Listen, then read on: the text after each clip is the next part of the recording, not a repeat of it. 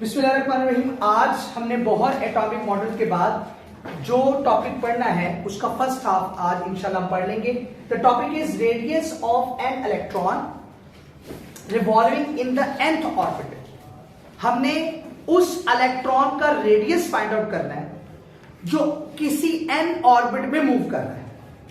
Got it? हमने Bohr atomic model से ये बात तो समझ ली हुई है कि न्यूक्लियस के इर्द गिर्द इलेक्ट्रॉन मूव करते हैं इन पर्टिकुलर ऑर्बिट्स जो कि सर्कुलर हैं, जिनको हम शेल्स भी कहते हैं, एनर्जी लेवल्स भी कहते हैं।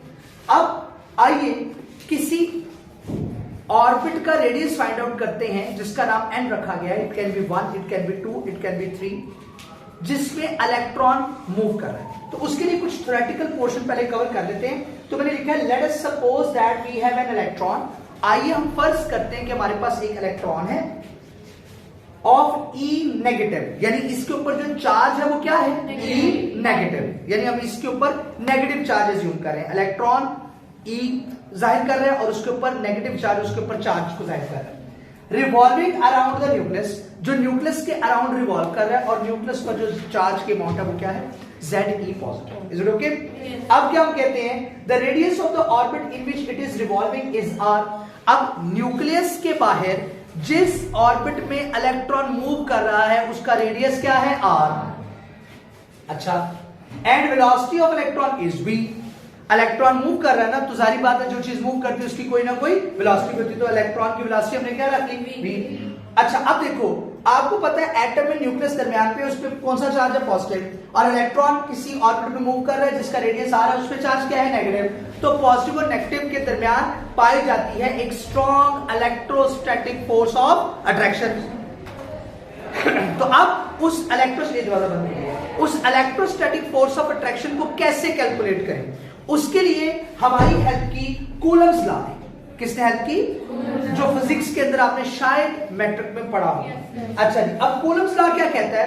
कूलम्स लॉ एक फोर्स की वैल्यू देता है which is equal to k into Q1 Q2 over R square.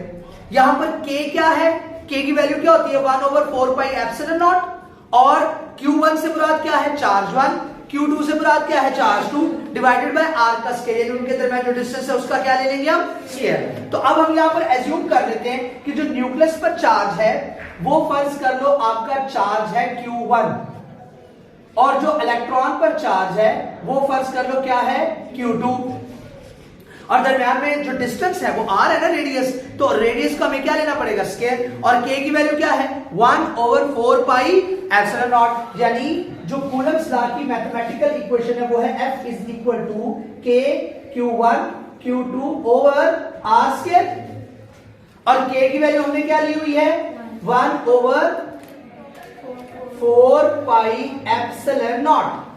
ऐसा ही है। तो आप देखो, अगर इन तमाम चीजों को हम इस तरह से फर्ज कर लें कि Z हमारे पास Q1 है, E हमारे पास क्या है? Q2। तो Q1 और Q2 की जगह हम क्या लगा देंगे? ZE into E। और K की वैल्यू क्या आ जाएगी? 1 ओवर 4 पाई एप्सिलॉन। और जो हमारे पास रेडियस था उसका हम क्या ले लेंगे? स्क्वायर। तो अब Z तो वैसे आ जाएगा, E से मल्टीप्लाई होगा तो क्या हो जाएगा? E square divided by 4 pi epsilon naught r square. अब यहां पर ये सिंबल है that is actually called as epsilon naught. इसको हम क्या कहते हैं बच्चों? Epsilon naught. And it is a vacuum permittivity. If somebody is asking that what it is called as, तो आप उसे कहेंगे इसको हम क्या बोलते हैं?